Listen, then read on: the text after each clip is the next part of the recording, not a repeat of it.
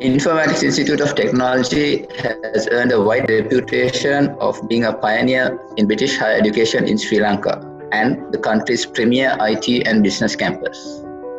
With over 30 years of experience, IIT is an award-winning campus which has bagged many accolades for innovation in local and international competitions such as Microsoft Imagine Cup, National Best Quality Software Awards, Asia Pacific ICT Alliance APICT Awards, Google Summer of Code, British Council HSBC Youth Enterprise Awards, eSwabhimani and Samsung Digital Native Awards. IIT is affiliated to University of Westminster, United Kingdom, and Robert Gordon University, Aberdeen, United Kingdom, and offers foundation, undergraduate, and postgraduate programs. The guest speaker we have with us today, Professor Piyanjali Zoysa, is a professor in clinical psychology at Faculty of Medicine, University of Colombo. She was a pioneer in inaugurating the first ever Sri Lankan Masters in Clinical Psychology at University of Colombo. She has published over 100 publications related to the field of psychology, and she is a key member in all strategic level national committees and institutes where advice related to mental health is needed.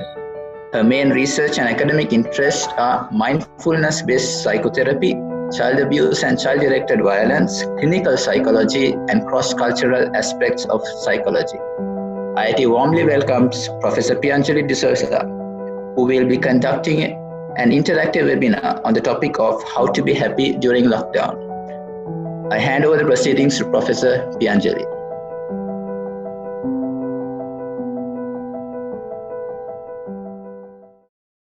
All of us here, gathered here today, we know why we are here, because currently our earth is going through a pandemic. And I suppose with anything, including a pandemic, life can be feel difficult and challenging because it's not something that we look forward to, isn't it? So it is really essential that universities where youth get together, such as yourself, offer opportunities and strategies of how we can protect our mind until we tied to this time. Therefore, let's see why we are meeting today. We are meeting today because we want to learn ways in which we can cope and manage ourselves during this very unique situation we find ourselves in our lives. Because if we can protect our mind during this time, when we come out of this challenge in the future, our minds would also be stronger. So we won't only be strong now if we have strategies to protect ourselves, but when we come out of it, we'll also be grown thanks to these challenging times we are going through. So that's why it's really important that organizations, institutions, universities offer these strategies to youth so that they can protect themselves. So let's have a look at what kind of psychological impact that people can get in a pandemic situation. The first and the very most important point that I want to tell you is that not everyone would have these signs.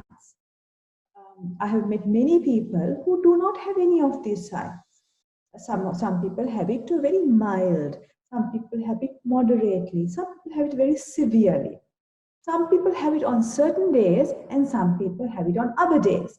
So it's not that all of us need to go through these difficult emotions. But let us look what these difficult emotions are that human beings, including youth, could go through. We can feel anxious. We can worry about our future and what could happen to our country and the world. If this anxiety and worry becomes much more, we call it fear. So anxiety, worry, and fear are in the same spectrum, but in increasing levels.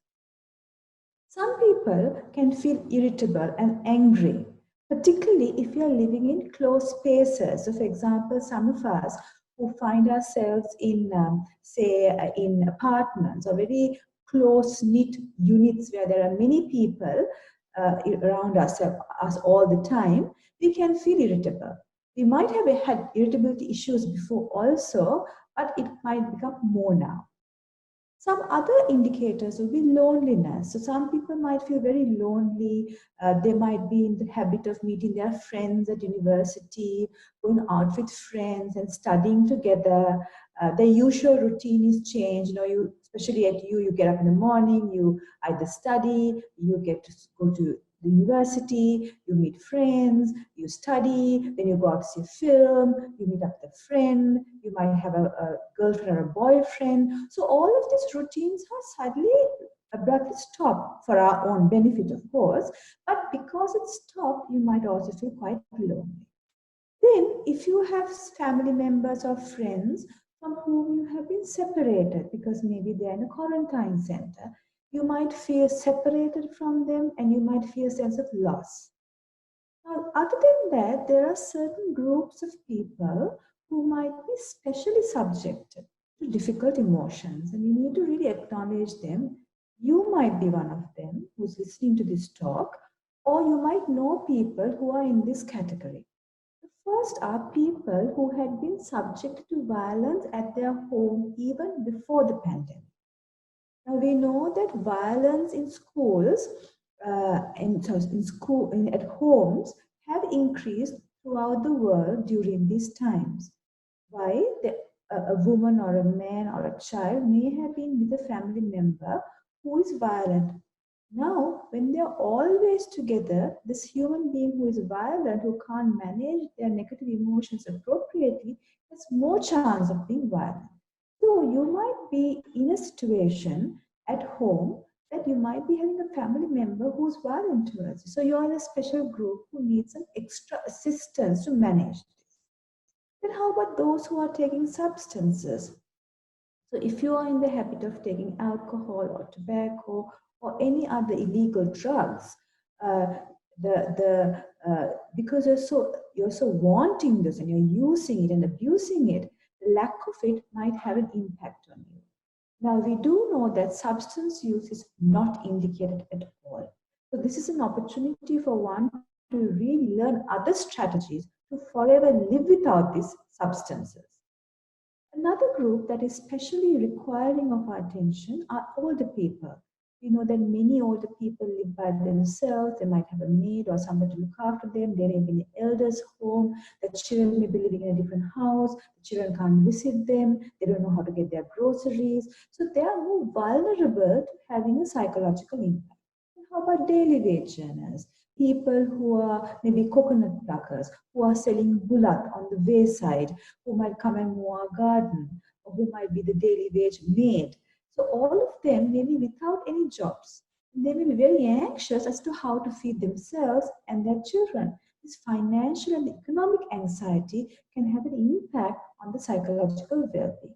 Then business owners, we know that even large businesses are having a very, very difficult time. While we know that certain businesses, like say Zoom, which we are using now, I heard that Amazon, they're doing very well. So in any challenging situations, certain businesses will boom because that's the necessity, while other businesses will really crash. So those business owners whose businesses cannot operate in these circumstances will also have a large psychological impact.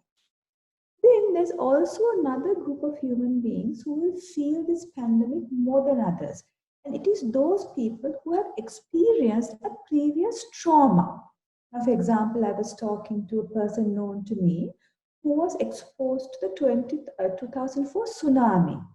So what he told me was he found himself on top of a tree when the tsunami waters were coming, and he hung to his dear life on this tree, trying not to suffocate in the waters. Then he was also exposed to the central bank bombing in the 90s. So two significant traumas he had in his life. Now he finds himself in this pandemic. And he said the memories of the central bank bombing and the tsunami experience keeps coming to his mind, and he feels breathless and anxious, not because he had got the coronavirus, but the trauma got reactivated. So sometimes if you had gone through a traumatic event, natural disaster or personal trauma, those memories can also come. Now, uh, Why we are coming today to meet is because we want to offer you psychological strategies so that you can overcome these signs that I have spoken about. Many of our mind states can be managed and soothed if we have the correct strategies in our mind. Sometimes doing our own self-help strategies might not be sufficient. Then we need to refer on to psychological professional services, for which also I will give you some context. So therefore, my talk today to youth is on three things. First is how can you help yourself to manage your mind during this time until we overcome this challenging time. Secondly, to share strategies with you that you can share to others. So don't keep it only with yourself. Help people around you, share this with you. You're going to upload this on the internet, share it with others so that their minds will also be appeased. Thirdly, if you or somebody who knows you feel that you need extra help, you need psychological, professional help, I will also give you some context that you can go to. Okay. So I'm going to talk to you about these strategies one at a time, and there are about 16 strategies. Okay, it's not really ordered in really strictly ordered in importance level, but I tried to order it in a coherent way. First is, let us look at life as spotted with challenges and opportunities. Now, most human beings don't want to look at challenges. Now, challenges are like pandemic, isn't it? A challenge. The 2004 tsunami was a challenge. A terrorist attack is a challenge. We don't want to consider challenge as a part of life, as a normal human tendency for most people. You only want to want good times, but that's not the way it is. So first of all, we have to realize the inevitable truth of life, whether you like it or not, is that human life is really spotted with challenges as well as good times. So, for example, I like this analogy about a surfer who, most of you would have seen surfers who go on the ocean, and one who's really clever, they love these big waves. So they wait for a big wave to kind of put their surfboard and go with it. So those are the up times and the good times. But then the surfer knows just as the wave is big, there's also a dip down. He has to be very skilled in order to go down too. And if he go down well, he'll be safe and he can climb another big wave. Life is like that. So you need to be a great surfer to be able to go up the wave and then to come down, because there will be also an upcoming. So first of all, reset your attitude to what life is like. Life is full of challenges as well as good times. That is the inevitability of life. For example, I was reading an article about the flu pandemic the world had in 1980 to 1919, where it hugely impacted the world. You can read about it. So that was 100 years ago. So these pandemics is not only this one, it has been there as a part of the world system. So realize is the first strategy. And the second strategy is living in the present moment. Now this is, I cannot emphasize enough the importance of this strategy in your personal life. If there's one out of the many strategies I'm going to give you, this I would think is red star or gold star or platinum star. So what is living in the present moment? Living in the present moment is not living in the future, not living in the past, and not living in the fantasy world. It means living here. So for example, while I'm talking to you in the comfort of my home, I'm very much aware that I'm only seeing a PowerPoint slide. I'm also aware from the corner of my eye, I can see my little screen with my picture, and I can see Raghu's picture on the right. I'm also aware that there's sunlight coming from the right side, on my right side. I'm also aware there's a light on top of my head. This is my present moment. I'm living in it. Are you living in it? Or while listening to this talk, are you meddling with your phone? Are you thinking about your boyfriend or girlfriend? Are you thinking, what time is this finishing? Or are you thinking, I hope this goes on for long and long? If you are like that, you're not living in the present moment. Present moment means keeping your mind in the activity that you're doing very fully with full comprehension. When you live in the present moment, the psychological benefit is that you would not tolerate anxiety, worry, anger, despair, isolation, all sorts of unhealthy emotions. Right? The present moment protects our mind because when you're very much with the activity that you're doing, it's like a well sheltered house. So if you have a house with a great roof, whatever thunderstorm that comes won't come into your house. Present moment awareness is like a well thatched roof. Anxiety, worry, anger won't seep into you.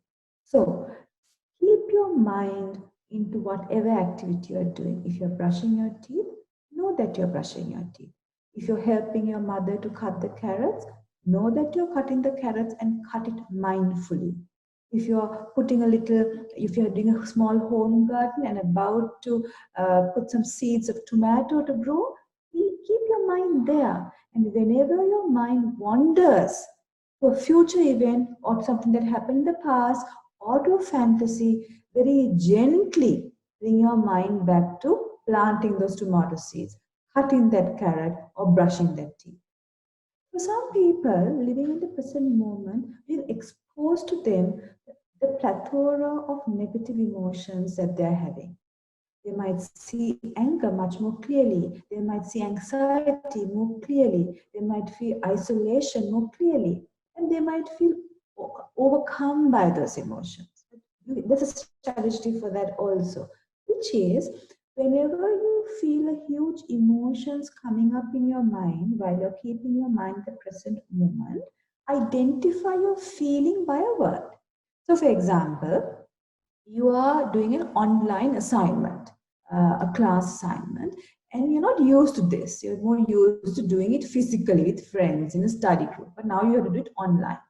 You might keep your mind in the present moment with the online assessment, but you can see this whole frustration, building up. Term that word frustration. You might feel anger stemming.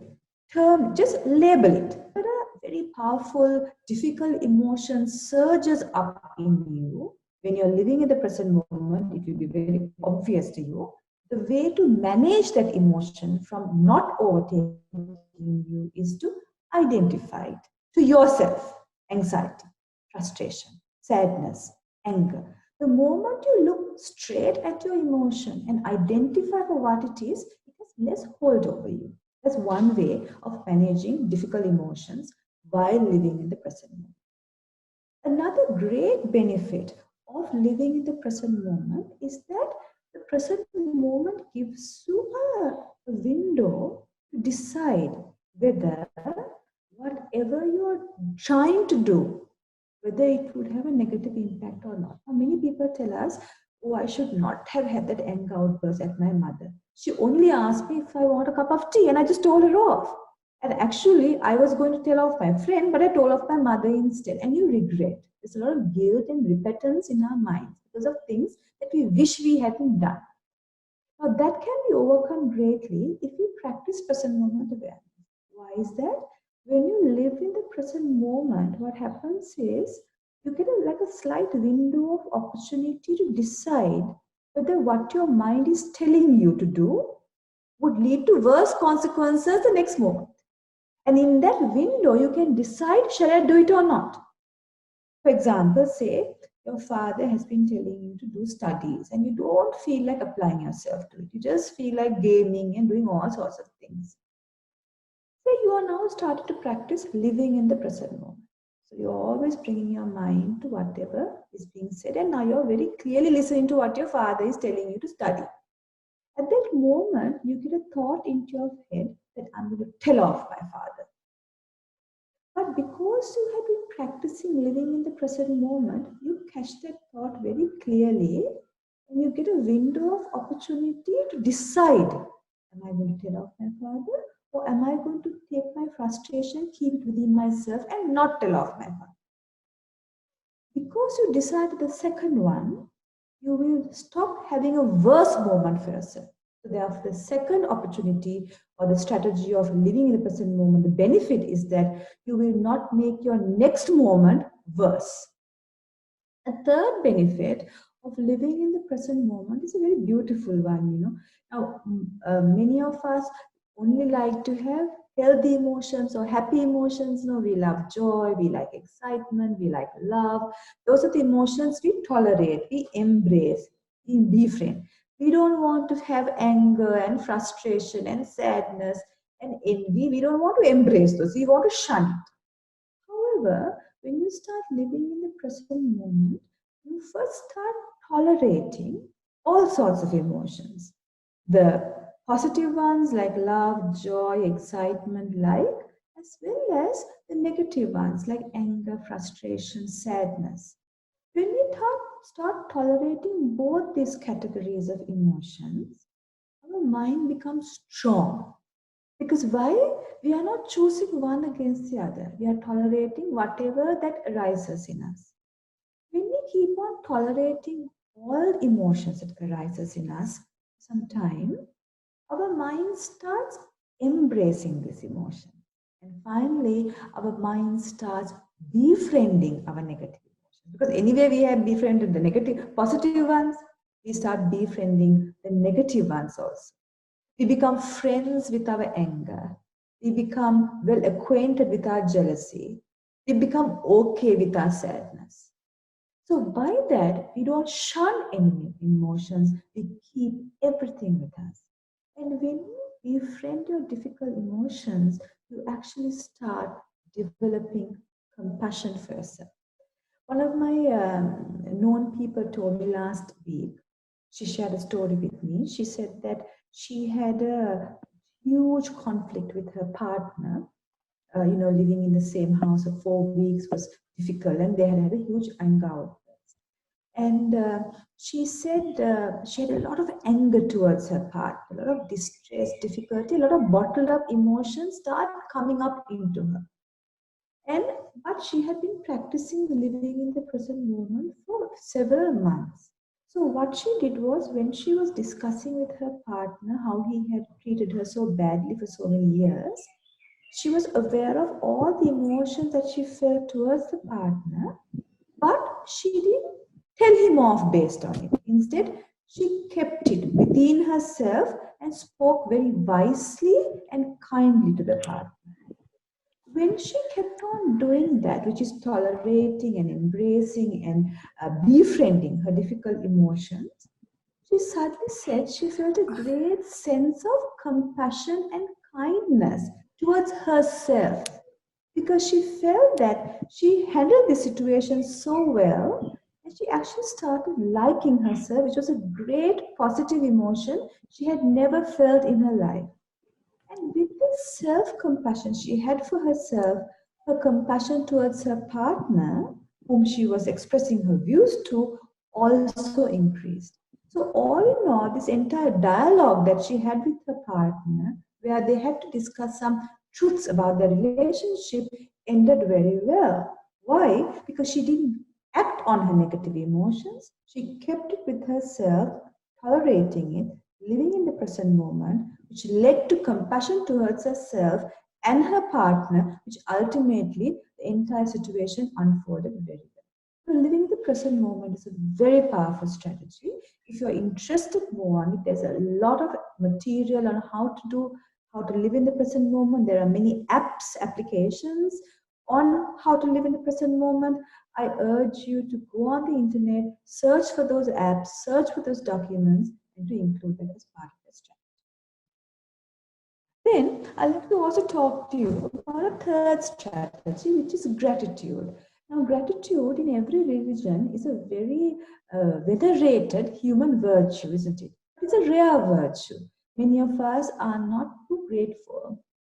But if you look at this pandemic, I must say, I would know about you, but I'm sure you agree with me.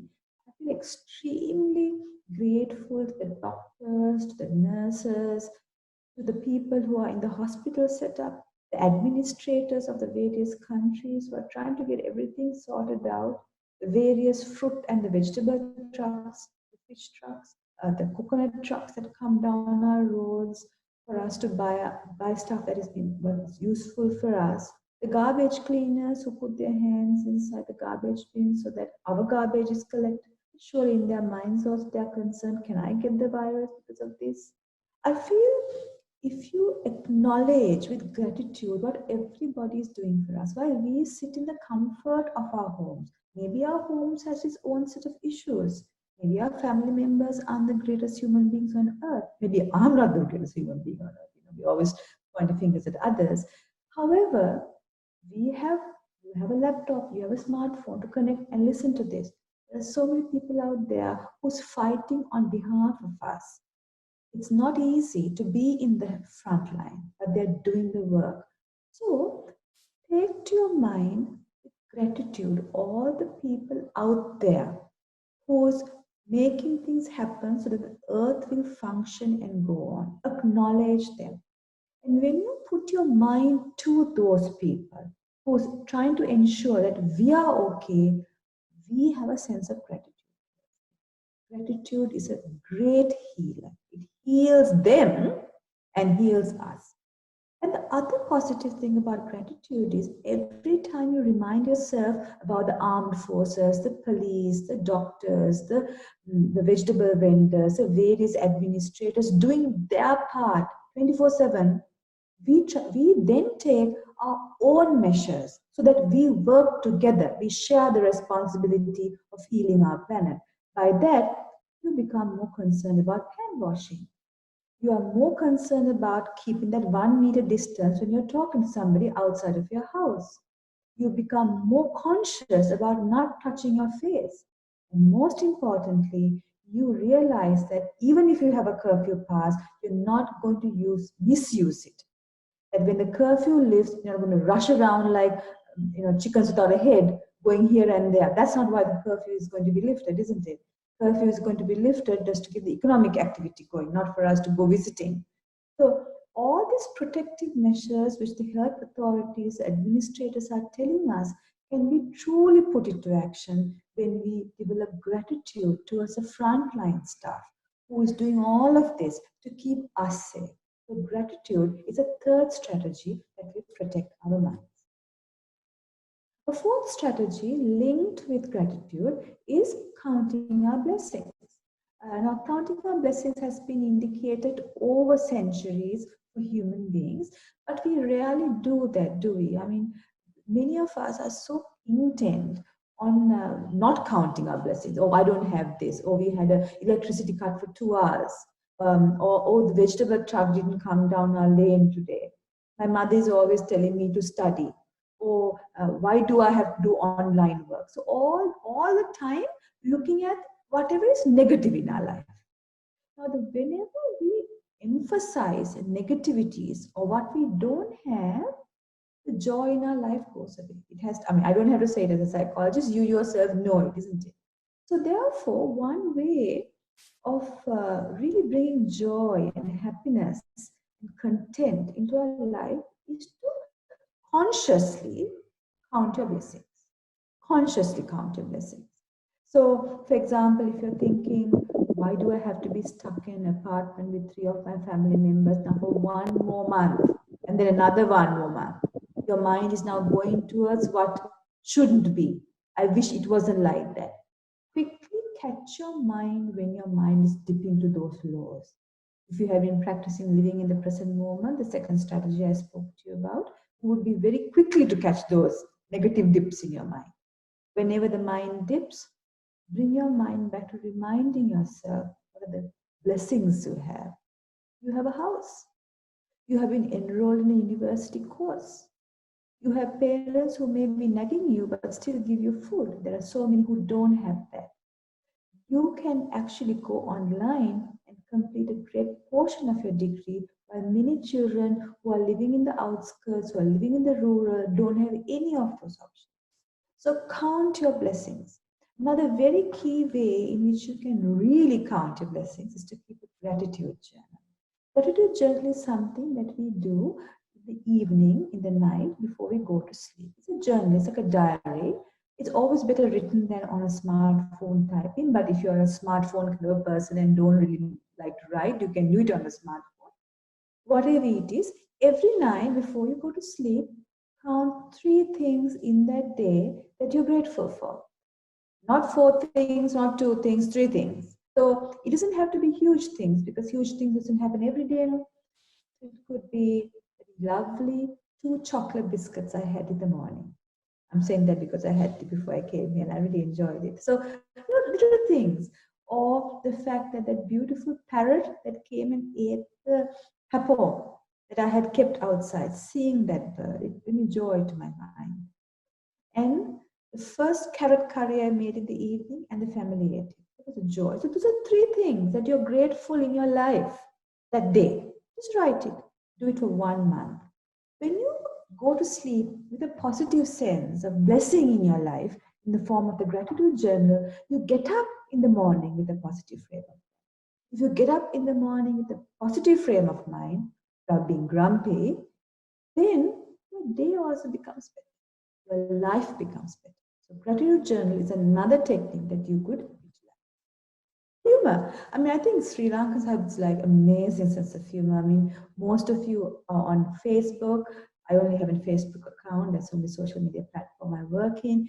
And it's amazing number of jokes in any situation. The moment something happened, next morning you have all sorts of jokes that are really funny. And humor, therefore, is an excellent protector of our mind, really. You might think that how can I be humorous? There's so many things happening in the world. But in psychological terms, the psychologists say humor is a great softener of the mind. Now, let me give you an analogy. Say you have a huge mound of tough clay, like soil in your garden, maybe a dwelling place of a snake long time ago. It looks really unsightly. You want to take it out, but it just won't, you can't. It's sort of tough. So you get a brain wave, you put water to it, the clay, the soil, and it immediately gets softened and you can remove it. Humor is like that. Humor is a great softener to the mind.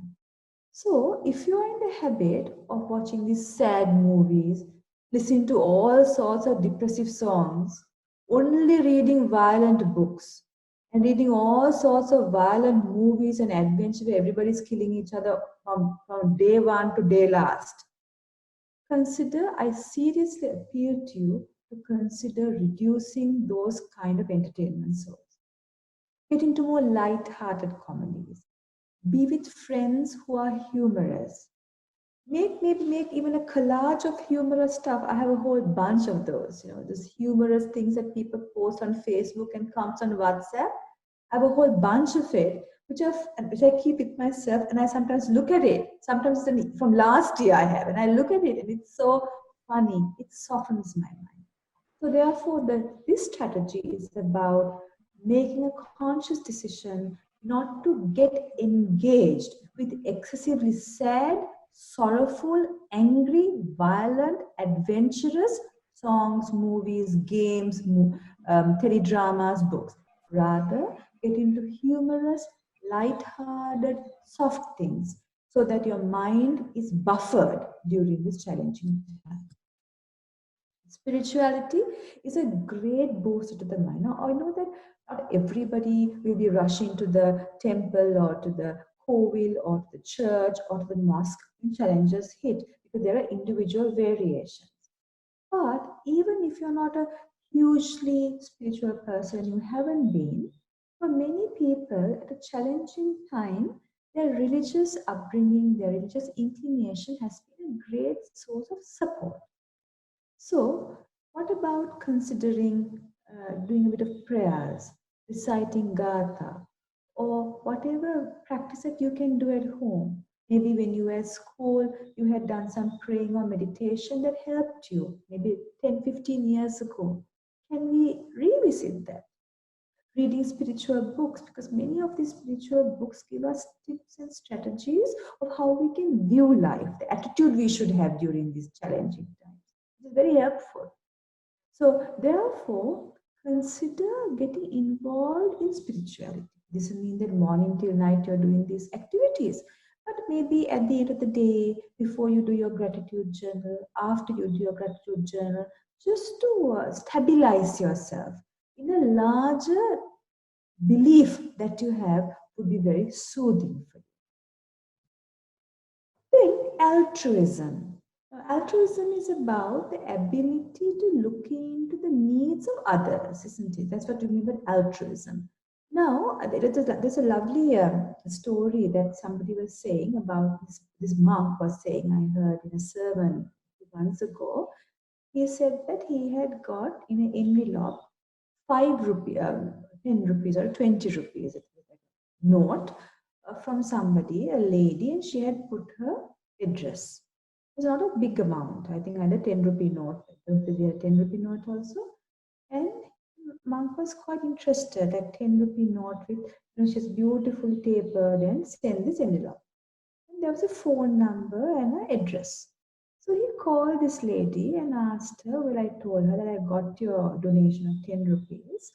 And then she said, oh, I'm so happy, because she's like a sweep ticket seller. So with every sweep ticket she sells, she gets 1 rupee. It's a profit. So for her to collect this 10 rupees, it's not easy. So because her already existing fund is very small. So her 10 rupees would be like giving 100,000 rupees for somebody else. So therefore, why I gave you this story is that we don't need to have a lot to give to others. It could be something really small, because we do know that many people will go through a huge economic, societal issues because of the loss of jobs. Businesses are not doing too well. Daily wage owners can't get any jobs. So people will get desperate because they need to feed themselves, they need to feed their children, things like that. So if we have a little bit of extra cash, it doesn't have to be millions or lakhs in the bank account. It could be like the sweep ticket lady who had a little bit anyway for herself, but she also wanted to give to others. That's true altruism. So give to another person. There may be somebody around your house, where down your lane, a small house, where you know that they're very difficult because the woman is a maid, the man is a coconut plucker.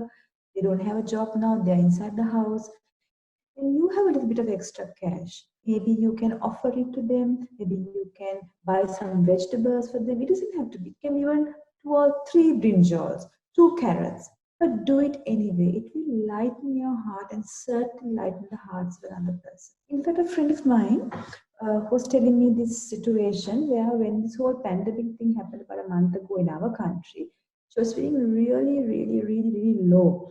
And she wanted to get out of the house and she couldn't, and all that. So I was just talking to her about various strategies, and I told her about this one. And that conversation ended. And 2 weeks down the line, I was talking to her again. She said, Piyanjali, I feel so much better now. I said, well, what did you do? I was interested. And she says, do you know, I had she's an older person. She has a job. She has some money. So she had made sure that she would give extra cash to the persons who come to collect the garbage. Then people who live down their road, whom she knew was in dire difficulty. And every time she gave and she connected with those people, she clearly saw that those people were happy, but she was happy. So altruism is a great booster to our mind, being able to look into the needs of others, even when we have our own needs. So try it. Being connected. Now, being connected is absolutely essential, and you might wonder, how can she say to be connected when we are supposed to be distancing? Now, this word social distancing is actually rather incorrect, and now the actual word is physical distancing. Because we want social support, because social support is it's a wonderful protector of our mind. That's why we all love to have friends. Even doing this Zoom conference, we are living in our own separate dwellings, but we are all connected, isn't it, virtually? And it's a wonderful thing. So it is physical distancing. We need physical distancing to protect ourselves from the virus and the whole world from the virus, but we still can be connected. Maybe not the best way we want to, but in the circumstances, social support, social connection is important. So, because we can't meet people physically, we can connect via other means. So, calling, texting friends, including those who are overseas, to see how they are. So what I try to do is, I try to call somebody once a day. Like, so obviously it's not necessarily my own immediate family. Most of the time I try to call and connect people whom I haven't been in touch with before the pandemic. People who I wanted to, but I couldn't. So, and some of these people are my aunts whom I had known when I was younger, who were, who were good to me, and some of them may not have been that good to me. Doesn't matter. But I call them just to see how they are, especially the older people, and they feel good. I feel good to be connected. Now, as a young person, you might wonder, well, I mean, I want to meet up with my friends, and I can't. It's so boring. Well, how about having a virtual meetup? People I've seen, they have virtual dinner parties. In fact, a friend of mine who lives in the UK, he was saying, because I think Zoom gives a 40-minute free time slot. So what they do is they all have dinner in their own houses with the Zoom on. So they're actually meeting over dinner, but actually it's on Zoom in their own houses. So after 40 minutes finishes, another person initiates. So they have this virtual dinner. Some people have virtual coffee meetings, virtual tea meetings. So friends can get together on something like a platform like Zoom, and you have your own coffee at home, but you connect. So those are novel ways of connecting with each other. Create a WhatsApp group to stay in touch.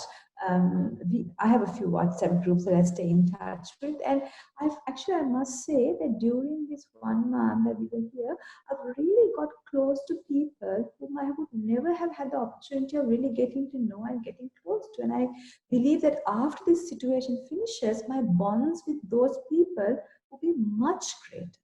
So creating WhatsApp. However, when you create these social media platforms to keep connected, post uplifting messages. Now, sometimes we see people who are putting really distressing messages, racial remarks, pointing fingers at this person, that person. When you have a lot of those kind of messages circulating, though it's one's right to put in whatever they want, it has a very dampening effect on people who are viewing it. So what we want to do is uplift people, to support people, to encourage people and our friends to tide over this time, to post uplifting messages. Just as being connected is really important, our privacy too is important, isn't it? I mean, we can't always be talking to people, chatting people, texting, WhatsApping, though some people are in the habit of that. However, having your own time to yourself is also really, really important. Now, depending on your life dwelling place, you might want to see whether there's a space at your home, if possible, to yourself for a few minutes. Now, so maybe there is a place in the balcony that you can stay and just contemplate for a few minutes, just to be by yourself, so that while you are staying connected to your family and friends, you also have some privacy too, to contemplate and be by yourself. This is really important if you're living in a very closed environment, like an apartment where there are several people inside the house, where you need some time for yourself. So try to see if that kind of opportunity is there. Another strategy is have some certainty. Now, we know that these times are somewhat uncertain for us. Indeed. Life is anyway uncertain, but we have tried to make it certain.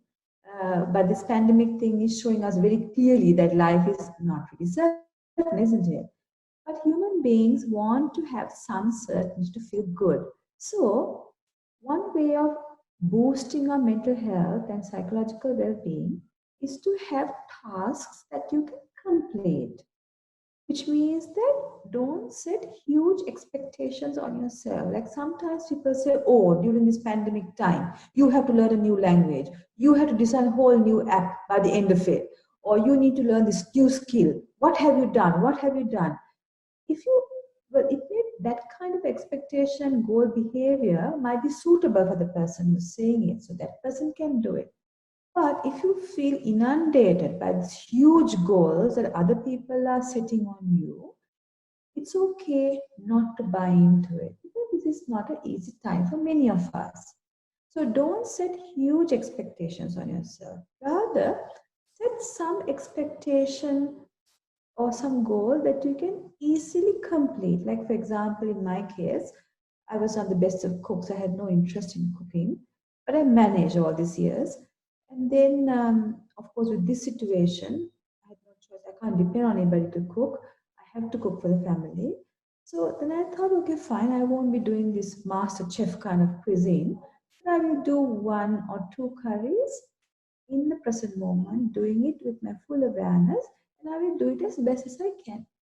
And when I set that very moderate goal for myself, I really started realizing I actually enjoy cooking. I look forward to it, and the food doesn't taste bad. So, like that, put a goal that you can complete, and they don't have to be big. Therefore, have some certainty in your life.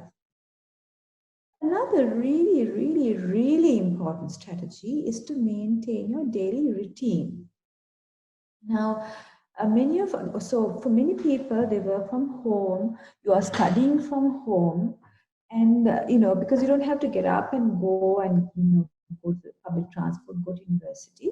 What happens is that many of us tend to get up later and later in the day and sleep later and later. So your entire cycle kind of changes. You might be going to sleep at 3 o'clock in the morning, 4 o'clock in the morning, and getting up at 1 o'clock in the afternoon.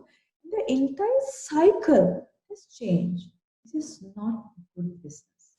You need to have a routine that you keep every day. If you want, you can make some deviation in the weekend, though, of course, now it seems that the weekends and weekdays are all merging into one. But in your mind, keep that distinction.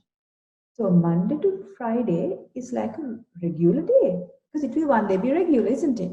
So despite the closure of the university, as you can see from the pictures I have put in this slide, keep to the same waking times, please. Wake up at the usual time you wake up, whether it's at 5 o'clock or 6 o'clock. But you used to wake up before.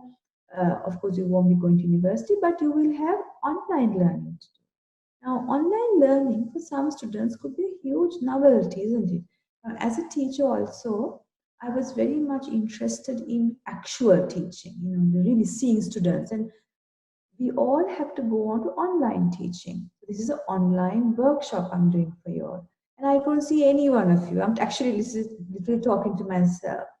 But I found out that after some time, I actually enjoyed it because it also has its benefits. I don't need to get hugely dressed up. I don't need to get into my car, stay in the traffic, drive all the way, get down, get into the lift, go there. So all that time is saved. So therefore, try to look at your online learning as a novelty, as an experiment, as an opportunity to count its blessings. Okay. So therefore, get up at the regular waking times that you did before the pandemic. Get on to online learning activities. Don't keep it in the night time, but if you're a total night bird who likes to do learning and always been like that, certainly do that. But keep your daily activities going. Include exercise in it. Exercise is so important. A physically healthy body has a great impact on the mental health. Now you might wonder, how can I exercise? You can't get out of the house. Some of you might have a small plot outside, like a little garden outside, like that 7 feet that we have to have when you make a house. You can walk there just half an hour until you break into a sweat. 5 to 6 days a week. It might seem boring. It may be more boring than going out to a public park, but these are different times, isn't it? The YouTube has super exercise programs, whether it's yoga or Pilates or using your own body to have a strength training program. Massive array of exercise programs. How about if you may be having an old exercise machine or a new exercise machine at home which you never use? Most people buy an exercise machine and they hang their clothes in it. But now it's time to clean off the clothes and get on to it. Exercise is so important. 5 to 6 days a week, at least half an hour, unless you have other physical health complications. Eating healthy. Now, many times people, when they are in this kind of a artificial situation, initially they might start off eating healthy, like paripu and green gram and kadala and mung atta, all sorts of healthy stuff. And after some time, they get a little bit of bored by it. Then they are running after tea buns and Kimberley bunnies, and that's the whole day is those kind of foods. So be very careful not to get yourself into that trap. Having a bit of a treat every day is fine. We all need it. I told you about my 2 chocolate biscuits before I came and sat here. However, consciously having fruit and vegetables, though the array is limited now. It may not be the fruit that you like, the vegetables that you like, not be the number and quantity that you like. But please ensure you will have it every day anyway with whatever is available. Because your body, if it is strong, if it is healthy, when the virus comes along, you'll be able to withstand it much better. And of course, finally, sleeping. Good 7 to 8 hours of a day, good sleep, and of course, the best hours of sleep is 10 p.m. onwards. That's where the brain and the body get synchronized into sleep. So, really, skipping 10 p.m. and going to sleep at early hours in the morning in the long run would not be beneficial. So, therefore, in summary, under this point, what I want to tell you is maintain your pre pandemic routine. Don't start changing your sleeping hours. Don't go to sleep early hours in the morning and get up in the afternoon. Get involved in exercise, eat healthy, and enjoy the novelty of online learning, though it is novel to you and to me as teachers and students. Another strategy which is really important is limit your exposure to known sources of information. A lot of people claim so many things. I mean, there were so many stories, wasn't there, that people are spraying certain things from helicopters to this vaccine, that food, this thing, that thing. There's a lot of people, if you, in the morning, when you get up in the morning and you open your WhatsApp, all these people send you messages with good intentions. They're not trying to mess up your life, but they just pass on information just because they get a piece of information from somebody else. And then what do? We read it and then we pass it on to 20 people and everybody is in a panic. And ultimately you found out that it's wrong information. So really, as responsible young adults, as youth, you have a great responsibility to just to check whether the information that you get is true or not. So what I do now is I know if somebody sends me some odd looking bit of information, suddenly they say if you eat, I don't know, shoes, the coronavirus won't come your way. There is no such thing. But if you get something like that, I usually ask that person, could you give me the source from where you got this information? Usually it's a forward WhatsApp message from somebody else. And they don't know who forwarded. They say they don't know. Then if I'm interested, I might do a little bit of a search myself on the internet. And when I do search for information on anything, including the coronavirus, particularly on health related, I go to well-sourced information, evidence-based. Ministry of Health of Sri Lanka, our epidemiology unit, the Sri Lanka Medical Association, the World Health Organizations, reputed universities, where there are scientists, researchers, health professionals who know about the subject, who make claims based on experiments and research, not ad hoc ones. So therefore, really important, please do not be a victim of fake news propaganda and don't spread that fake news. If you protect your mind, to protect the society's mind. But sharing information is another strategy that we really need to do too. Like for example, the other day we had a supermarket delivery that came our way, and I read that it's always better to give a credit card rather than giving cash to the delivery person. It's good for me, good for him, and for me to insert the card myself into the machine so that I put it, I take it out. So there's nobody touching the credit card. So this young man came very late in the night. I feel very sorry for him, working so many hours just to deliver food to me to eat. So he came along and I greeted him very kindly. And then he said, I said, I didn't know that they had a mobile credit card machine. So I said, shall I give you cash? And fortunately, he said, you can also pay by credit card. I said, that's great, I'll take that. And then I took out my credit card and he was about to touch it. And I said, Puta, why don't I put it into the machine? And he said, okay. And I said, and I explained to him, because if I put it in, you don't have to touch it, then I don't have to disinfect it, and you're protected, I'm protected. All the while I'm keeping a minimum of 1 meter distance doing all that. It's quite an effort, really put your credit card at 1 meter distance, but I did it. So I explained to him also the rationale of it. And I told him at the end, whenever you go to houses, check whether they have credit cards before asking for cash.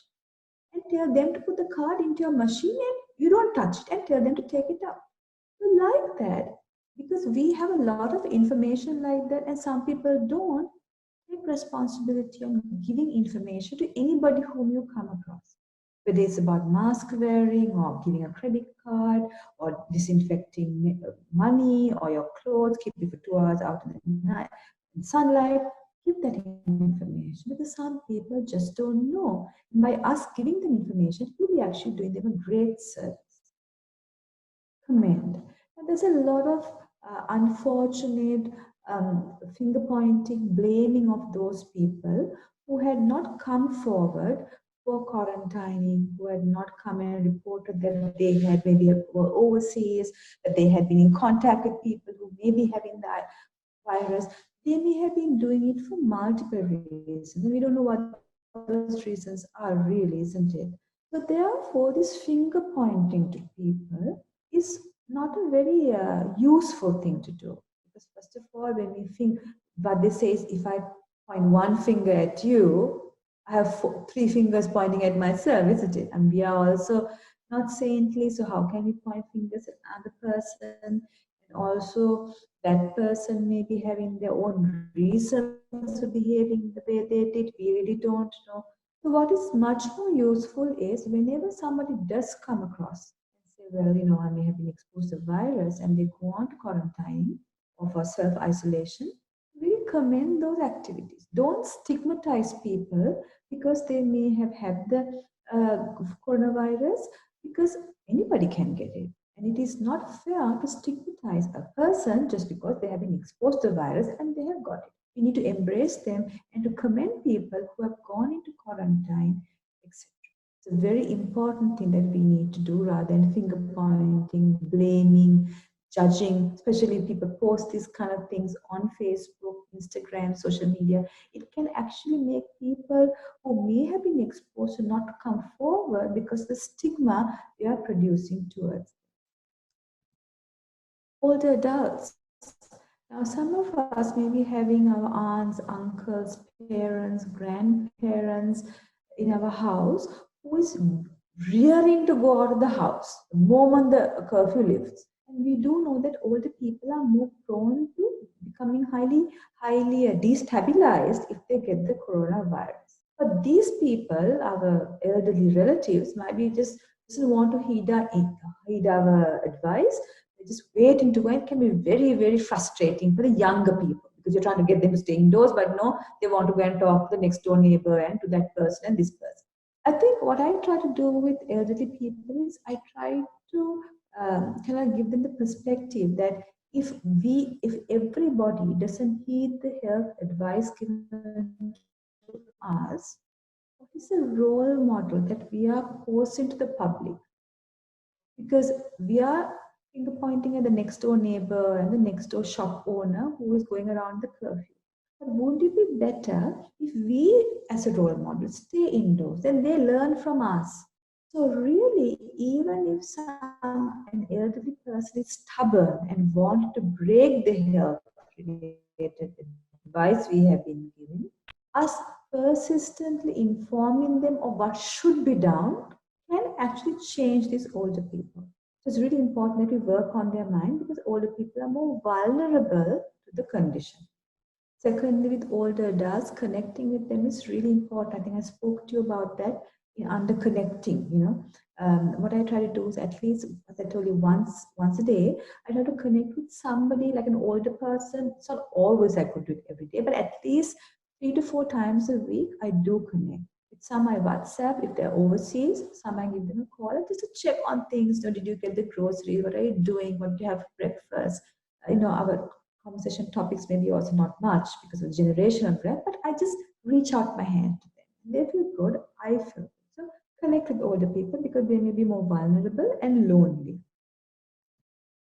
Now with children, I do know that being youth, You yourself are not children, and most of you may not be having your children yourself. But I just wanted to include a few things that we could do to help children, because some of you may be having younger sisters, you may be having younger sisters or brothers, you may be having siblings who have children, so you may be like a very young aunt or uncle, or you might be having neighbor children, so how can we help children really in this situation? So just a very quickly I'll go through this point because you may not be a parent yourself. First is that children need to be made aware of the pandemic situation. That is that there is a situation happening on our earth. Of course, you don't have to give them all the details about it's called COVID-19, came in Wuhan, now it's here, now it's there, the epicenter is in New York currently, those kind of things are irrelevant. Just to make them aware that there is a situation happening here. Children require assurance that they will be okay. Adults, including youth, need to give them that assurance that whatever matters, don't make false promises, but just reassure that somebody will be there for them to talk to and to type through times. Children also require routine. Just as I told you, youth, young students, university students, that you require routine, children also require routine. That's why when there's homeschooling now happening in many of the schools, you start in the morning. You don't do it late night. So just as adults, children also need to have a fixed routine that they go on. It brings certainty to life. Children may have difficulty in regulating their emotions. They might have more anger outbursts. They may be worrying more. They may be sad more. They may be more frustrated. And unlike adults, children might not have ways to manage these emotions because they're still young. They haven't had the opportunity. So therefore, living in the present moment, the technique that I spoke to you about, you can encourage children whom you know to be with their emotions, to tolerate their emotions rather than acting. Children also need to get playtime. I see in our neighborhood, children who never came to the playground is now coming and playing every day. It's really nice. It reminds me of when we were young, how we used to play during our school holidays, which children of this generation hadn't the opportunity because they're always going for classes. But now the playtime concept. So it's really important if you have children at home, if you have younger sisters, to encourage them to just play for the fun of playing, not competitive play. Limiting screen time, always gaming, looking at the smartphone of the parent or an adult is not a useful thing at all. We know that people who spend a lot of time on screen has a direct impact on their psychological. Children should be praised for the good behavior they show at a given time. They should not be physically disciplined. Most of all, it's really important that as adults, including you as youth, be a role model of emotional stability for the children at home. Then we have come to the final little end, nearly the end of our workshop. So consider that this is an opportunity for you to enjoy solitude. Remember, I told you to find a place at home, which is your own private place. Many of us before this pandemic would have complained, oh, life is so rushed. I had to get up at 4 o'clock in the morning or 5 o'clock in the morning and do my assignment, get dressed, rush the bus, go to university, do all this, go for another class, do this other degree. Life, what is life? People have been saying things like that. Now, you have been given an opportunity to get out of it because the world has given you that opportunity. So enjoy that solitude. Use it as an opportunity to contemplate, because this opportunity, if you can look at it as an opportunity, is really rare, isn't it? I find it very rare. It gives us an opportunity to really consider what is important to your life. Your career aspirations, which you had pre-pandemic, you might want to reevaluate. Is this a career you want to do? You want to do something else? Has this whole earth situation with the pandemic, you change your perspective about things, about the earth, about yourself, about your friends, about your family, about your use this huge bunch of time that you have been given to really look inside of your life and to take some key decisions for yourself. You might never have it again. Finally, few other miscellaneous advice. Breathing, I call it not myself, I read it somewhere. It's called box breathing. Our breathing can become quite shallow if you are feeling very fearful, anxious, and worried. So, box breathing is a kind of a deep breathing technique that kind of stabilizes our mind. So, what we mean by box breathing is it's like a box is like four sides, right? So, what we do is we try to breathe from below, from the abdomen onwards, because most of us breathe from our chest. It's a very shallow kind of a breathe. We just breathe from this onwards. That's shallow. That can contribute to feelings of anxiety and worsen feelings of anxiety. So we try to reprogram our breathing from breathing from deep from the abdomen itself. So what we do is we breathe in from the abdomen for four counts, like 1, 2, 3, 4. Then we hold that breath for a count of 4, 1, 2, 3, 4. Then we let go of that breath, exhalation, at a count of 4. And after the exhalation, we stay without a breath for a count of 4. And we continue again on the box breath. You can do it in the morning as you get up from the bed a few times, maybe 5 to 10 times. During a day, just to stabilize yourself, and in the evening when you go to bed. So that way your breathing itself becomes improved, your body gets oxygenated. If you're feeling a little anxious, etc., that can get settled and you will have a general sense of well-being. The second is, of course, washing yourself. Sometimes I come across people who, they get up in the morning, they wear the same clothes afternoon, evening, same thing. They don't wash themselves. The routine is gone. Your own personal hygiene is so important. So getting up in the morning, be in a routine, washing yourself, being clean, wearing clean clothes, washing the old ones, that kind of a routine has to be maintained. Avoid risky habits like using alcohol, tobacco, overeating. Maintain discipline of yourself, and which can be helped if you live in the present moment. Every time you reach out the fridge to eat that second kibble bunnies, if you're in the present moment, the mind tells you, isn't the second one you ate? The first one was 5 minutes ago. You will feel more inclined to close in the fridge. Take a virtual vacation. I've given you some examples in the next slide. Harvard and other main universities in the world, as well as many other professional organizations, are doing free e-courses. Get yourself involved in it. I do at least about 2 to 3. I get involved in listening to about 2 to 3, minimum 2 webinars a week now. It's a great opportunity to really upgrade my skills. And finally, offer something a skill that you have that others don't have. Like, for example, this particular workshop I'm doing is I have this information with me and I want to give it to others. So not only am I doing it for you as participants, we also plan to put it out to the public so that people will get to know things.